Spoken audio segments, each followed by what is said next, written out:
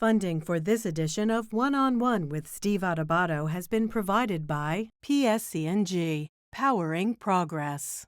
Johnson & Johnson, the New Jersey Education Association, the Fund for New Jersey, the New Jersey Economic Development Authority, Robert Wood Johnson Foundation, working to create a future where health is no longer a privilege, but a right. The Fidelco Group, Valley Bank, and by the Turrell Fund, a foundation serving children. Promotional support provided by Meadowlands Media, a print and digital business news network.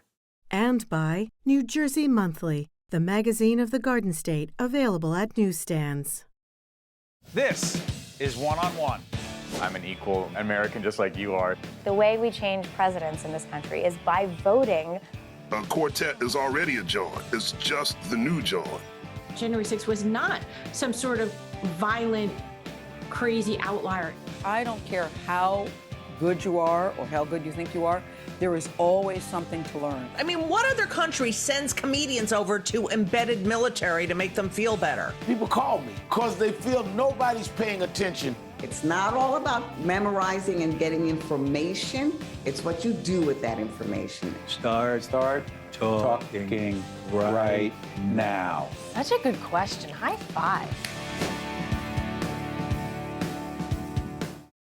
Hey everyone, Steve Adubato. Everything you needed to know about sports in the New Jersey metropolitan area. Find out right now. Steve Politi, our good friend, media colleague, sports columnist at NJ Advanced Media. Check out his stuff on NJ.com.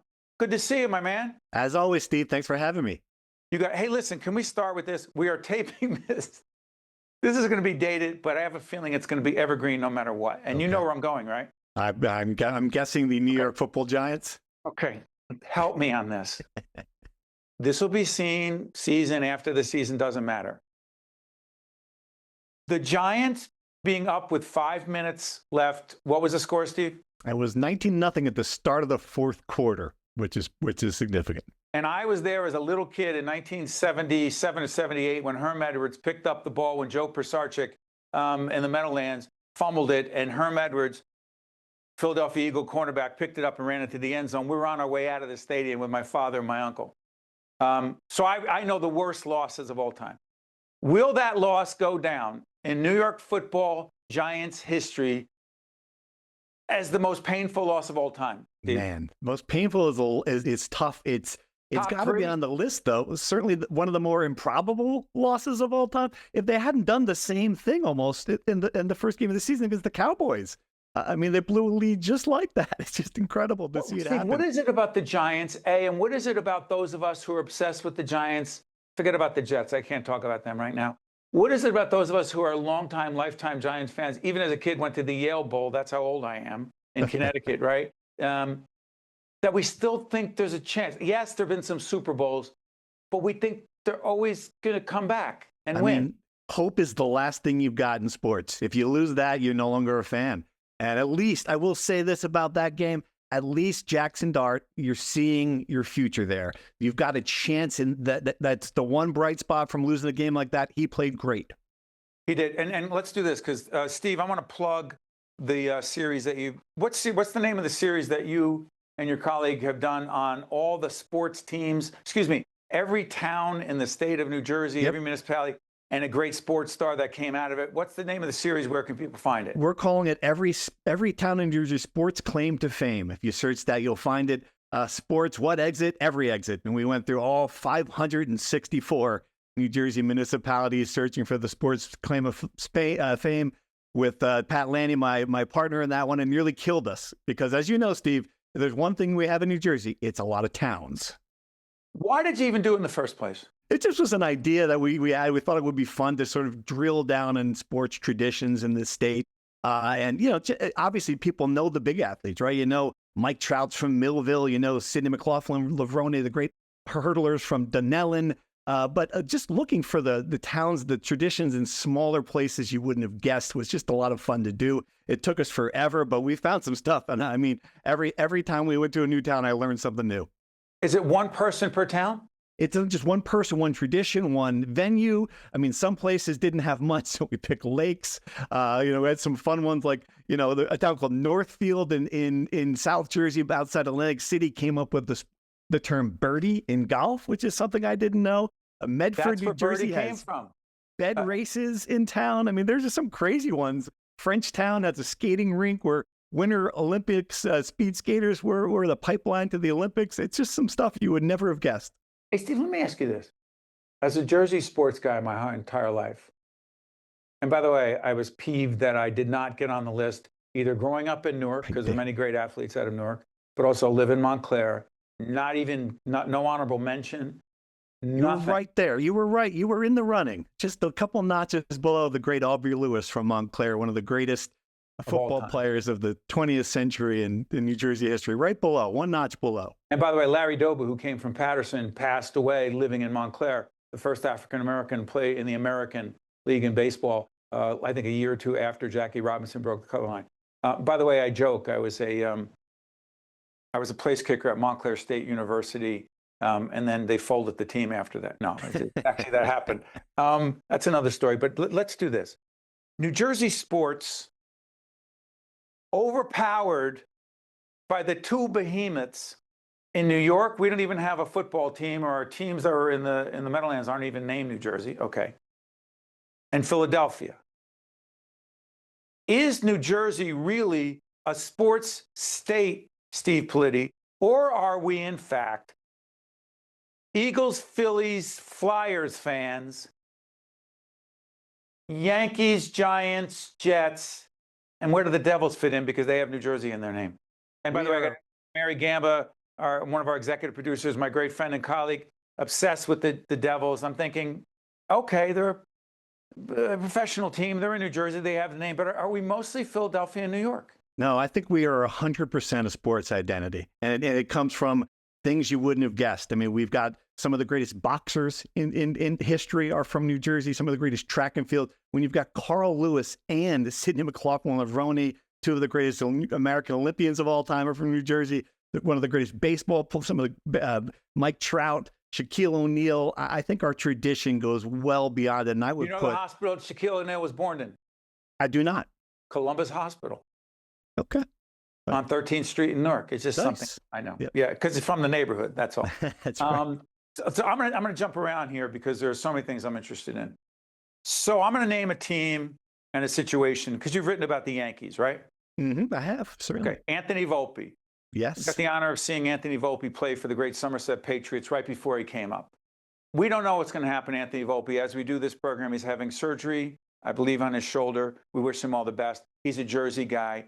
Played at Del Barton High School, right? He's our guy. We're rooting for him. The pride of Watchung, New Jersey. Yep. Question. How challenging do you think it is for Anthony Volpe to be a shortstop for the New York Yankees, coming up so young with all the pressure on him in the post-Derek Jeter age? I mean, it's one of the hardest athletes in sports to replace, no question. And the fact he's done it pretty well to this point, obviously had some second-year struggles. I think we're learning that it wasn't just a mental struggle. It was a physical struggle. He was hurt this year. So I think you have to look at that from the standpoint of what Anthony Volpe did this year, and remember that, when your body's not right, you're not going to play at the highest level. So I would give him a pass on a lot of what happened late in the year, certainly. What about the Yankees and New Jersey? Is it fair to say, Steve Politi, by the way, Steve Politi knows more about sports than anybody I know. He's the best. But I'm curious about this.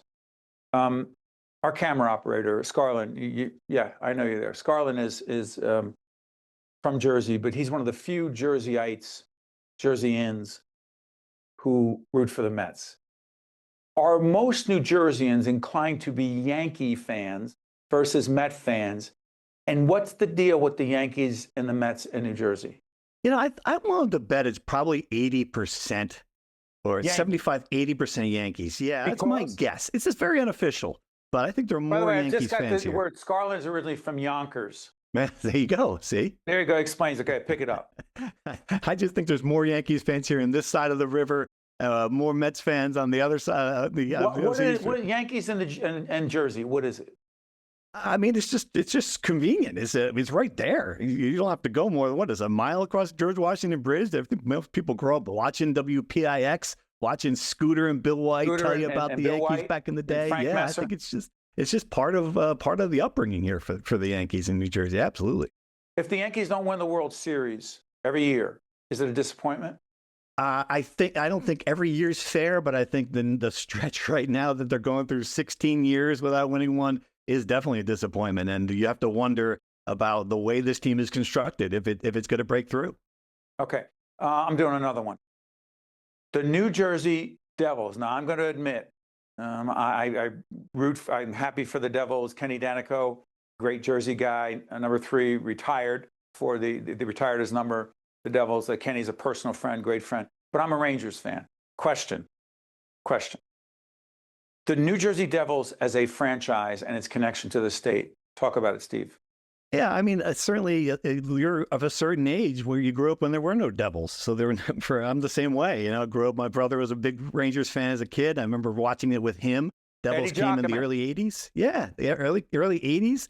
And it took them a while. They were the Mickey Mouse franchise, Wayne Gretzky called them in the 80s. Finally broke through with that first Stanley Cup in 1995. If you're a fan of that age, you picked the right time to join the team because they were a dominant dynasty from 95 to the Martin Brodeur years in 2010. Strong franchise right now? I think they are our best bet as a franchise in New Jersey or New York to win the next championship right now. Absolutely. Okay, the World Series is going on right now as we tape this conversation with Steve. I'm not watching because I don't think I'm alone in this. Once the Yankees were out, I don't really care that much. So I realize I'm not that big a baseball fan versus a Yankees fan. But some of our team, you want me to ask that question, Scarlett? Okay. Ohtani greater than Babe Ruth? Yeah. He might very well be. Absolutely. How could I think by the time he's done, you're going to look at his accomplishments. As great as Babe was and the numbers he put up, you look at what Ohtani's doing at this generation, at this time in baseball history, it is basically unprecedented. The game he had in Game 4 of that NLCS, 3 home runs. Yeah, it's just an incredible accomplishment. I think you can go 1A and 1B if you want in that of those two right now. All right, but I got to do this since we mentioned Ohtani. Once in a lifetime, listen, and I have a Yankee. My wife is like, "Do you actually think you're part of the Yankees?" I have a Yankee room with nothing, old school, all black and white pictures. Who do you think the black and white pictures are of? Don Mattingly, one. Go back a little bit. Even further than that, we go. Ron Guidry, you're going further back. Yogi Berra, Montclair, is that what it is? Yogi Berra, Montclair. Okay. Mickey Mantle as a little boy. There you go. Everything. Roger Maris, 1961. The M&M boys, Rod Maris and Mantle. Whitey Ford. It goes all the way back. But are we in a once-in-a-lifetime situation in this area, in this country, as people who watch baseball with Aaron Judge? I mean, he is that kind of level of player as well. Yeah, I certainly think so. We have not had a player of his stature, and he's just an amazing physical specimen too. I mean, as a baseball player, 6'8", the way he hits with power. I don't think we should take for granted his greatness. And we've seen it. The playoffs didn't work out that way this year, but he has been one of the best players in recent baseball history. Okay, we're going to one more on baseball, and then I'm going to switch to college sports, which you know well. As a Rutgers alum and the Big Ten, it's painful, but we'll get to that in a second. Technology and baseball. I believe next season, help me on this, Steve, you live this every day, there's going to be, are we not even going to have umpires calling balls and strikes? What are we going to do with balls and strikes, and has it involved technology? Yeah, I mean, certainly right now, the moment a pitch is thrown, after the ball and strike call is made, you can look online and see if the ump's right, because they'll show it on television. So I think that the technology, we have the technology, we might as well use it. Why should we let games be decided by a faulty call like that? And I think this is the right decision. For me, when technology becomes a problem in sports, it's when it delays the game. And I think they can make these decisions relatively quickly and seamlessly. Then absolutely, you should use it to get the call right. Totally. Okay. All right, college sports. I'm a Seton Hall University basketball fan. Season ticket holders for years. They're one of our longtime partners. Even though I'm a Rutgers guy, went to Rutgers, blah, blah, blah, I'm an alum, I still root in basketball for Seton Hall against Rutgers. I've said that on the air. I'll say it again. How much of a rivalry do you think it is? I'll get to Rutgers football in a second, and money and big time and all NIL, name, image, and likeness, transfer portal. We'll do that in a second. Is there a legitimate, impactful, exciting rivalry in college basketball between Rutgers and Seton Hall?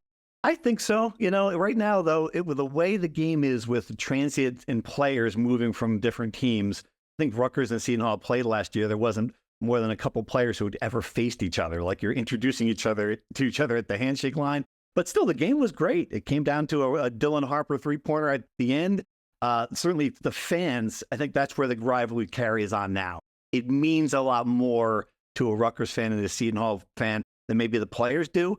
But man, the atmosphere in the rack, that was a big deal, that game.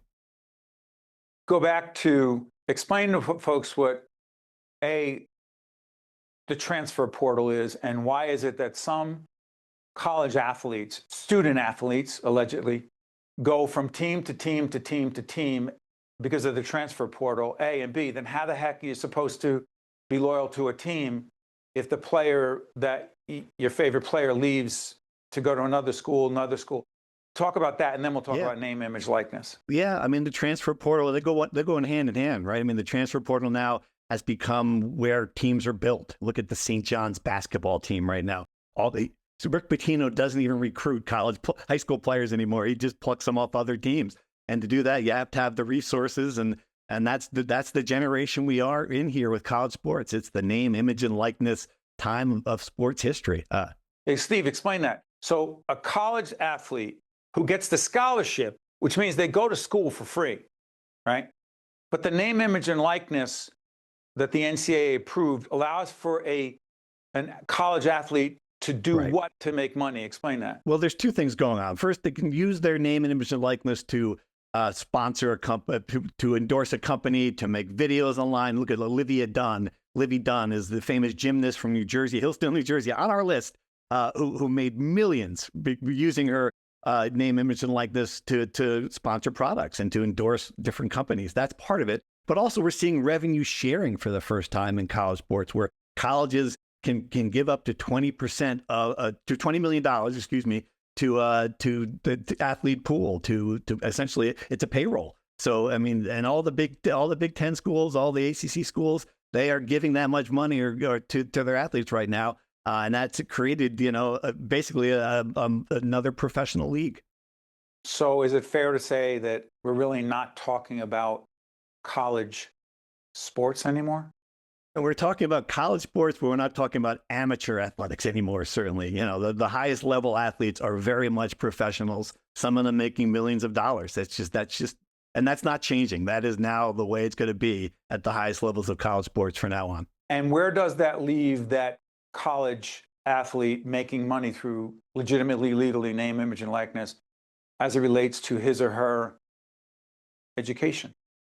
Well, I mean, I think that there's still an opportunity for them to get the education. But I mean, if you're already making a 7-figure salary at some of these schools, or 6-figure salary, yeah, it's a very good question. I think the thing that the NCAA will tell you is that the vast majority of athletes who are going to college on all of these teams are not making that money. They're still there for the education. Soccer players, field hockey players, but at the highest level of college football and college basketball, very much so. It's a changed game. Okay, Rutgers football. We're taping this on, what day is today, folks? Oh, the 21st of October, we're taping this. Last week, I watched Rutgers on the Big Ten network get crushed. I don't know how the rest of the season is going to play out. I wish them all the best.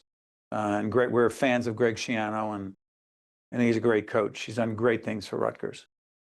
How realistic do you think it is, Steve Politi, that Rutgers University and its football team and the amount of money that it spends and is required to compete, even compete in the Big Ten, which is a big time, Ohio State, Michigan, the rest. Is it realistic? And how long are we going to suffer like this? Getting destroyed and embarrassed, not beat, Yeah. but embarrassed. Yeah, it's tough, and this year has been tough, especially. I think last year I thought Rutgers was closing the gap under Greg Schiano. Give up 750 yards to Oregon last week is what happened. They still have to play Ohio State. They still have to play Penn State. The programs that are just much more well funded. And I think what and you're by the way, seeing as they're doing this program, Rutgers could win those games theoretically. Go ahead, Steve. Yeah, I think what you're seeing in college sports now is the programs that are giving money. Look at Indiana. For 10 years ago, Indiana and Rutgers were on the same level of college sports, but they have. What happened? Where did Indiana get the, as I say, my old neighborhood, the Scott-O? Where did they get the money? His name is Mark Cuban. He's the former owner of the Dallas Mavericks. He's given a ton of money. They've just invested a lot of money in the NIL pool. So they hired a good coach. He brought a lot of players in, and look, they're in the top 5 in the country. They might compete for a national championship. And this has not happened at Rutgers, where they do not have that level of donor. They don't have people who are willing to shell out the bucks for players. And, that's what the name of the game is right now. So St. John's has a very wealthy solo donor supporting that team. I'm drawing a blank on his name right now. The vitamin water guy. Yeah, I don't know. He's a vitamin water guy. Mark Cuban, Shark Tank, professional sports team, basketball team, et cetera, et cetera. He's helping to finance Indiana football. Are you saying Rutgers University or any university that wants to compete in big time college sports, not, as you said, amateur sports, but college sports, needs a massive big time guy or woman who's somehow connected to that school and turns over tens of millions of dollars? Yes, perhaps a successful PBS TV anchor, Steve, like yourself. I don't know. That's a pretty nice suit you got there. Remember the 3 letters. PBS is not associated with making massive amounts of money. Let me just say this. And let me just say, here's the irony.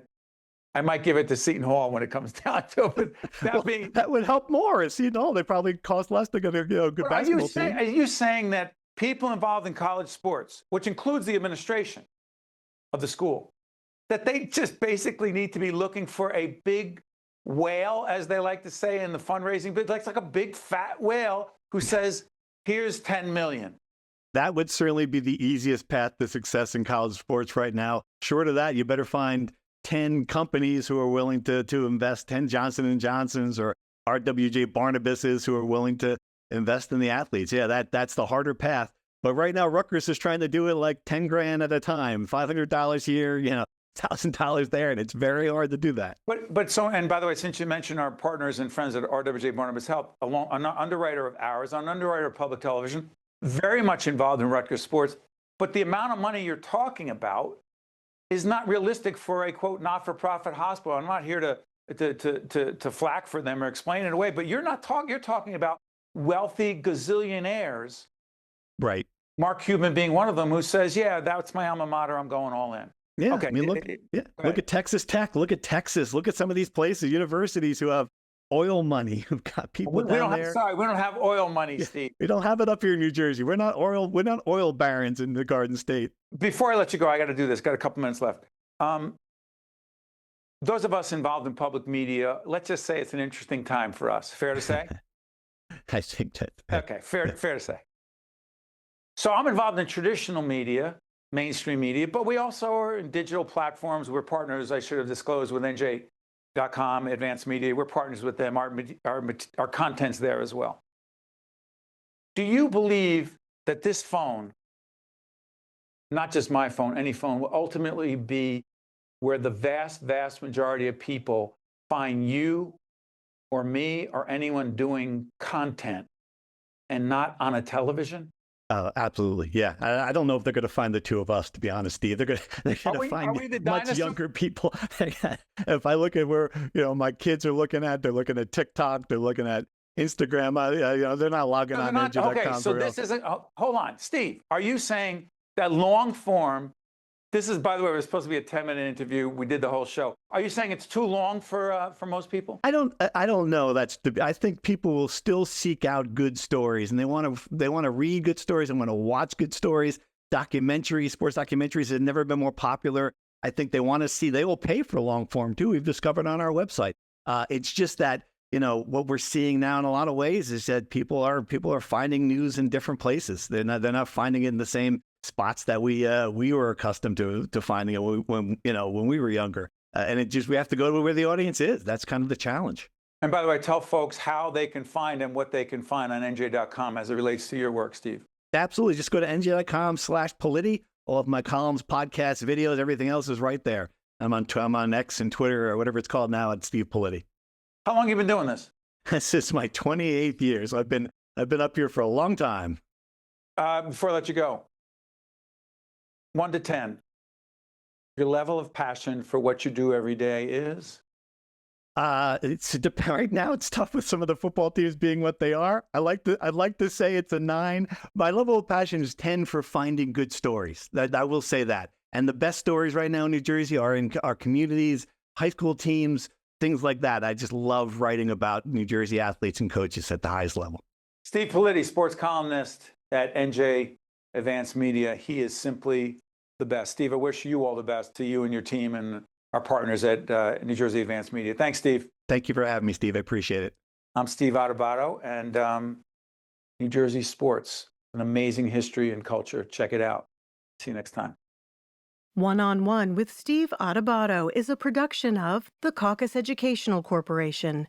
Funding has been provided by PSC&G, Johnson & Johnson, the New Jersey Education Association, the Fund for New Jersey, the New Jersey Economic Development Authority, Robert Wood Johnson Foundation, the Fidelco Group, Valley Bank, and by the Turrell Fund, a foundation serving children. Promotional support provided by Meadowlands Media and by New Jersey Monthly. Since 1903, PSEG has worked to keep our commitment to customers and communities, to keep your lights on and homes warm. We're there when challenges strike, like storms or economic uncertainty. We're preparing for tomorrow by working to replace aging infrastructure, provide carbon-free nuclear energy, and deliver energy-efficient options to customers. PSEG, powering progress.